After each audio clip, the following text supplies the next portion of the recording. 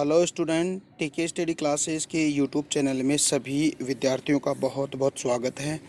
देखिए विद्यार्थियों, आज हम जो इंडियन ज्योग्राफी का जो 11वां लेसन है, उस 11वां लेसन को हम कवर करेंगे।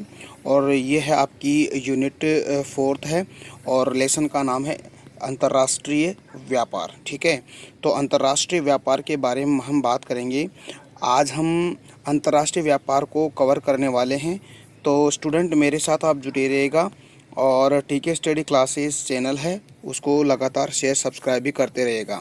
तो स्टार्ट करते हैं। आज का जो टॉपिक है इंटरनेशनल ट्रेड की हम चर्चा करेंगे। ठीक है, देखिएगा देखिएगा क्या होता है। ये अपना 11वां लेसन है। तो सबसे पहले हम देखते हैं कि अंतर्राष्ट्रीय व्यापार क्या होता है। देखिएगा, दो तरह के व्यापार होते हैं, एक अंतर्राष्ट्रीय व्यापार और एक अंतर्राज्यीय व्यापार। ठीक है, यानी कि अंतर्राष्ट्रीय और राष्ट्रीय व्यापार को हम देख लेते हैं कि देखिए अंतर्राष्ट्रीय व्यापार होता क्या है। देखिएगा, देश की सीमाओं से बाहर जाकर जब कोई ट्रेड किया जाता है, व्यापार किया जाता है, उसको हम क्या कहते हैं, अंतर्राष्ट्रीय व्यापार कहते हैं। और देश की सीमाओं में रहकर अनेक राज्यों के साथ जो व्यापार होता है उसको राष्ट्रीय व्यापार कहते हैं। ठीक है, तो अंतर्राष्ट्रीय व्यापार आपको समझ में, इंटरनेशनल ट्रेड के बारे में आपको समझ में आ गया। ठीक है, कि जो यानी कि देश की सीमाओं को लांघ कर एक देश दूसरे देश के साथ या एक से अधिक देश, अनेक देशों के साथ जो व्यापार करता है उसको हम अंतर्राष्ट्रीय व्यापार हम कह सकते हैं। तो इसी को हम चर्चा में लेते हैं, अंतर्राष्ट्रीय व्यापार के बारे में देख लेते हैं। देखिएगा, विश्व में कोई सा भी देश अपने आप में आत्मनिर्भर नहीं है। बिल्कुल सही बात है कि विश्व का कोई सा भी ऐसा देश देख लीजिएगा जो अपने आप में निर्भर नहीं है, यानी कि किसी न किसी तरीके से किसी न किसी आवश्यकता की चीज़ के लिए दूसरे देश पर वो डिपेंडेड है ही।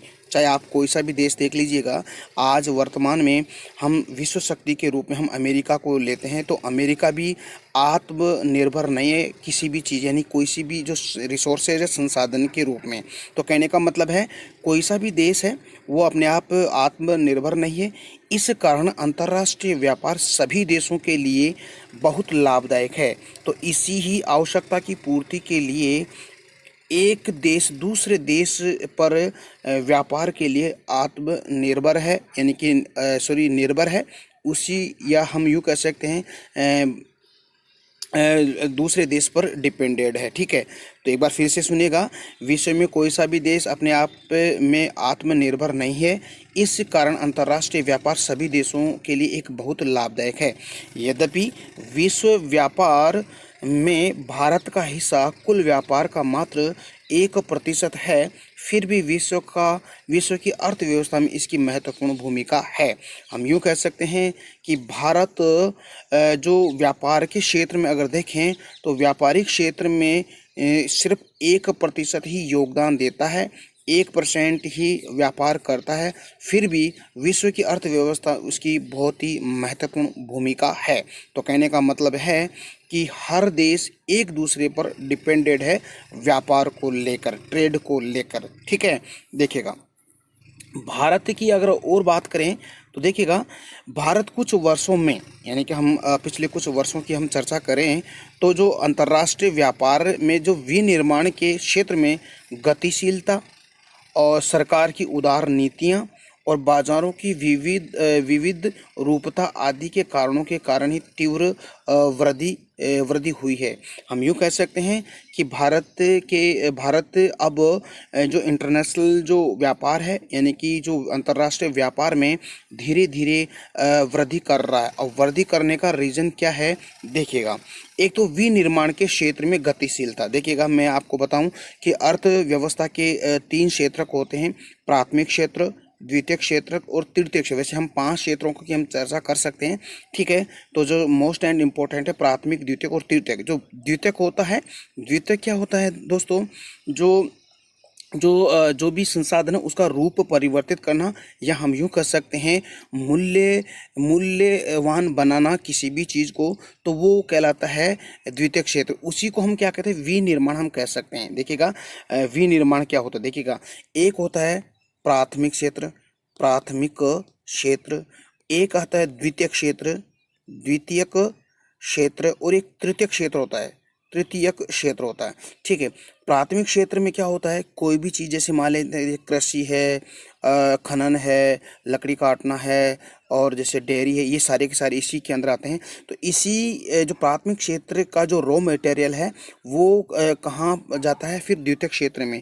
द्वितीयक क्षेत्र का मतलब होता है कि प्राथमिक क्षेत्र के किसी भी रॉ मटेरियल को बिल्कुल मूल्यवान बना देना ही द्वितीयक क्षेत्र कह सकते हैं, या उसको हम कह सकते हैं विनिर्माण। फॉर एग्जाम्पल की अगर चर्चा करें तो जैसे मान लेते हैं लोहा है, लोहा हमने खदानों से निकाल लिया, प्राथमिक क्षेत्र में आ गया, फिर उसको द्वितीयक क्षेत्र में ले जाकर उसको मूल्यवान बनाना, जैसे आवश्यकता की चीज़ें बनाना, जैसे कुर्सी वगैरह है, और भी जैसे लोहे से बनने वाले जो भी सामान होते हैं, वो द्वितीय क्षेत्र में आकर वो रूप चेंज होकर उनका मूल्यवान बना देना, तो वो होता है आपका विनिर्माण। तो कहने का मतलब है कि अंतर्राष्ट्रीय व्यापार में अब भारत धीरे धीरे क्या कर रहा है, वृद्धि कर रहा है।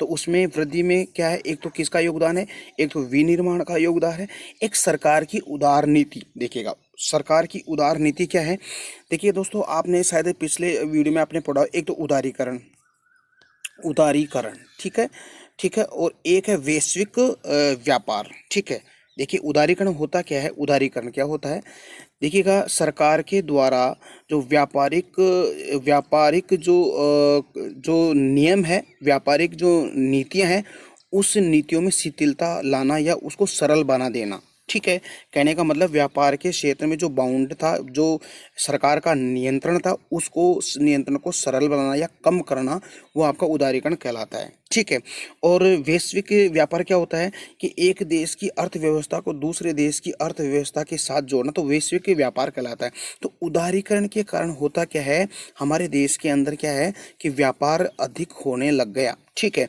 और जो प्रोडक्शन भी हर चीज़ का बहुत ज़्यादा होने से क्या हुआ कि हम दूसरे देश के साथ व्यापार कर रहे हैं। एक होता है निजीकरण। निजीकरण क्या होता है कि कोई सा भी जैसे अधिकांश जो भी कल कारखाने हम लगाते हैं, तो वो सरकार और जो एक व्यक्ति विशेष के जो कॉन्टैक्ट बेस पे उनका उनका उद्योग होता है। तो वो क्या है कि उसमें जो प्रोडक्शन है, जैसे कोई भी रॉ मटेरियल है, उसको फाइनल फूड में कन्वर्ट करना बहुत ज़्यादा हो जाता है, वृद्धि हो रही है लगातार। इस रीजन से क्या होता है कि हमारे देश में व्यापार है वो लगातार वृद्धि कर रहा है। तो ये हो गया अंतर्राष्ट्रीय व्यापार के बारे में। ठीक है, तो आई होप डियर स्टूडेंट ये चीज़ें आपको समझ में आ गई। ठीक है, अब दूसरी बात करते हैं भारत के निर्यात संगठन के बदलते प्रारूप।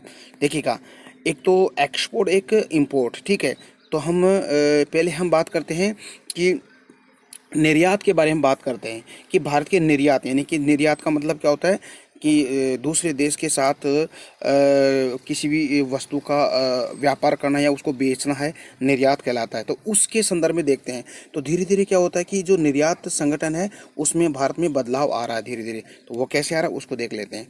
देखिएगा, विगत कुछ वर्षों में भारत के निर्यात संगठनों के रूप में बदलाव आया है, यानी कि जो निर्यात हो रहा है उसके संगठनों में धीरे धीरे भारत में क्या है, बदलाव आया है। जैसे हम यूँ कह सकते हैं कि निर्यात में कृषि तथा समवर्गीय उत्पादों का अनुपात घटकर पेट्रोलियम उत्पादों में वृद्धि हुई है। कैसे कहने का मतलब है, जैसे अब हम पहले हमारा जो भारत देश था, भारत देश एक कृषि प्रधान देश था, यानी कि इसमें कह सकते हैं कि 100 में से 54% लोगों को कृषि से ही रोजगार मिल रहा था। ठीक है, तो कहने का मतलब है पहले कृषि पर डिपेंडेंट था, अब क्या है निर्यात में कृषि जो समवर्ती जो उत्पाद हैं उनका अनुपात घट गया है। ठीक है, कृषि का अनुपात घट गया है। ठीक है, और घटकर अब हम पेट्रोलियम उत्पादों में वृद्धि धीरे धीरे करने लगे गए हैं। तो कहने का मतलब है पहले तो हम एग्रीकल्चर से रिलेटेड जो भी प्रोडक्शन था उसको हम ट्रेड करते थे, निर्यात करते थे। आजकल हम पेट्रोलियम का क्या उत्पादन में वृद्धि हुई है और उसका निर्यात हम करने लगे हैं। तो कहने का मतलब है कि भारत के निर्यात संगठन में अब धीरे धीरे बदलाव आया है। ठीक है, अब देखिएगा आगे बात अगर करें, पेट्रोलियम उत्पादों में वृद्धि का मुख्य कारण क्या है। मुख्य कारण यह है कि पेट्रोलियम के मूल्यों में वृद्धि के साथ साथ देश में तेल शोधन क्षमता में भी क्या हो गई है, वृद्धि हो गई है। तो कहने का मतलब है अब धीरे धीरे तेल शोधन क्षमता में वृद्धि हो गई है।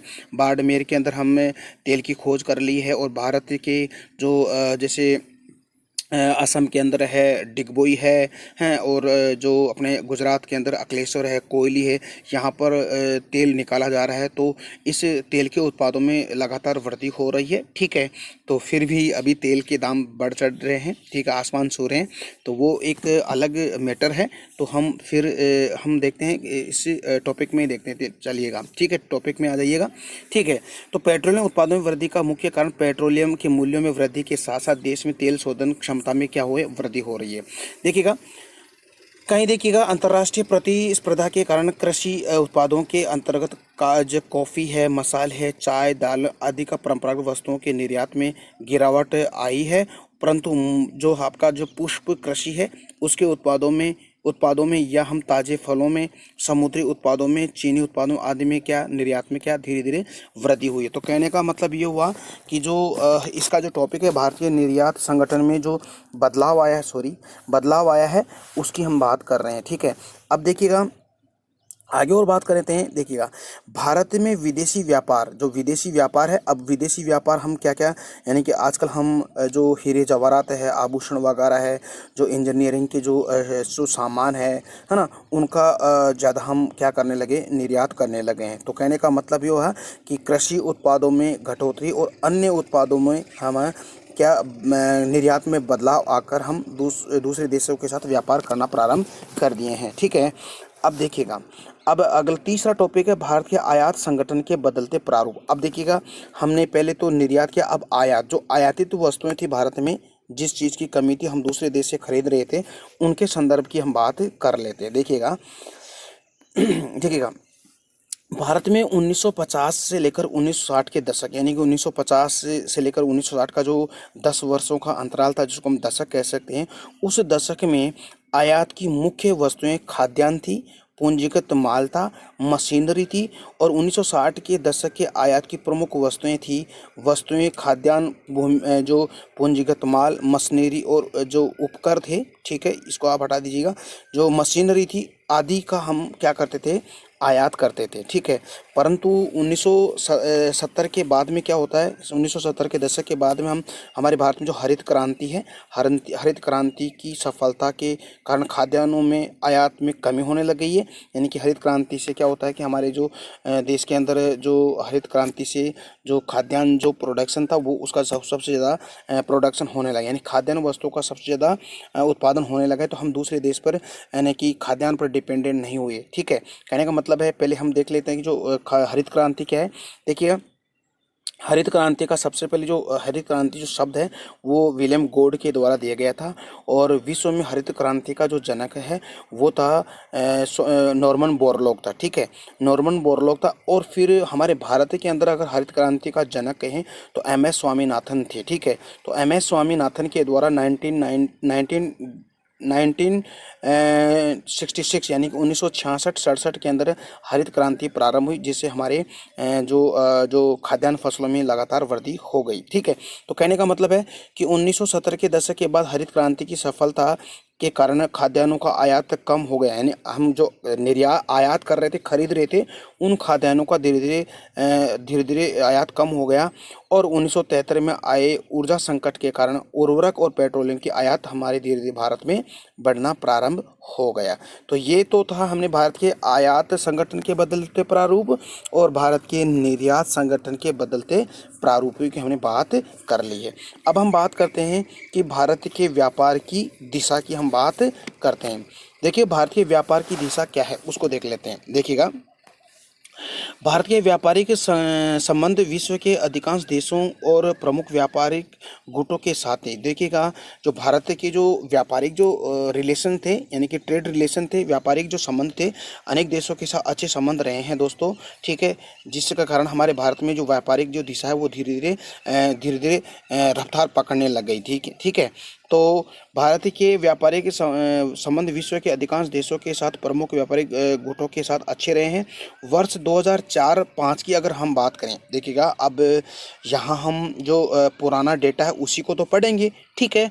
तो उसी को पढ़ने का रीज़न ये है क्योंकि हमारे सिलेबस में यही पुराना डेटा है, न्यू डेटा हम नहीं पढ़ेंगे, ठीक है, क्योंकि हमारे एग्ज़ाम के अंदर यही डेटा आएंगे। तो आप टेंशन लेने की आपको ज़रूरत नहीं है। तो कल अभी किसी स्टूडेंट का कमेंट आया था कि आप सर पुराने डेटा क्यों ले रहे हो, नए डेटा लीजिएगा। नहीं, ऐसा नहीं है। जो हाँ आपके सिलेबस में वही डेटा मैं आपको पढ़ाऊँगा। अगर आपको और भी न्यू अपडेट करना है तो आप गूगल से संपर्क करके आप डेटा ले सकते हो, क्योंकि आपको पता है कि ये डेटा साल 6 महीने में ये बदलते रहते हैं। तो हम सिर्फ पुराने डेटा ही हम पढ़ेंगे, ठीक है स्टूडेंट।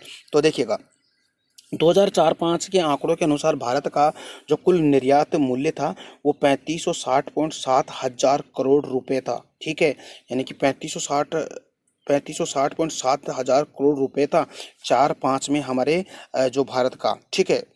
इसमें एशिया और ओसेनिया मतलब ऑस्ट्रेलिया की 47.41% था की हिस्सेदारी रही है। इसके बाद पश्चिमी यूरोप की है 23.80% और अमेरिका की 24.42% हिस्सेदारी रही है। तो लगातार हमारे भारत में भी व्यापार बढ़ रहा है धीरे धीरे, ठीक है। तो याद रखिएगा और ये डेटा याद कर लीजिएगा। ओसेनिया, ऑस्ट्रेलिया, एशिया की क्या हिस्सेदारी है, 47.41% है। और जो यूरोप की क्या हिस्सेदारी रही है, यूरोप की रही है कि 23.80% रही है।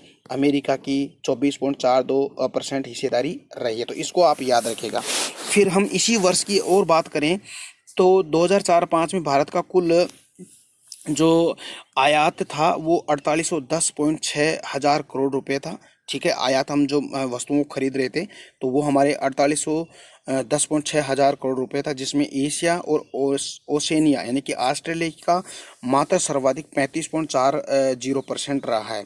इसके बाद पश्चिमी यूरोप की 22.60% और अमेरिका की 8.36% हिस्सेदारी रही है। तो ये तो हमने बात कर ली है जो आपका अंतर्राष्ट्रीय व्यापार है।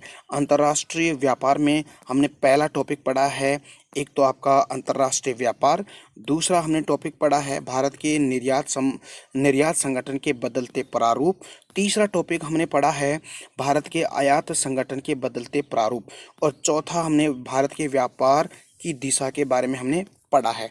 अब हम कल पढ़ेंगे कि जो भारत के जो प्रमुख बंदरगाह हैं उनकी हम चर्चा करेंगे, ठीक है। तो भारत के प्रमुख बंदरगाह हम कह सकते हैं, भारत के प्रमुख पत्तनों की हम बात कर सकते हैं, या भारत के प्रमुख गोदी की बात अपन कर सकते हैं। तो बंदरगाह को पतन भी कह सकते हैं और गोदी भी यानी कि गोदीवाड़ा भी हम उसको कह सकते हैं, ठीक है। तो फिर हम कल मिलते हैं प्रमुख बंदरगाहों का टॉपिक लेकर हम फिर आपके साथ चर्चा करेंगे। तब तक के लिए मेरे को इजाज़त दीजिएगा। नमस्कार, जय हिंद, जय Bharat, bye bye, take care.